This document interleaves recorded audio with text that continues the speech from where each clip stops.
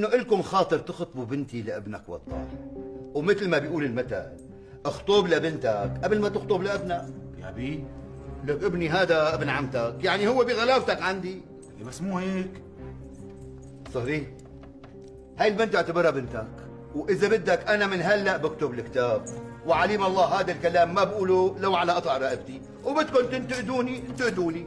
لا يا أبو صفوان لا، ما في انتقاد ولا شيء، والله يجزيك الخير. هو صحيح ما جرت العادة هيك، بس يا ريت كل واحد عنده بنت يذكرها لاصحابه وقرايبينه ويسعى لها بالستر. شو قلت ابو وضاح؟ شوف يا ابو صفوان، وضاح ما عم يفكر بالجواز هلا.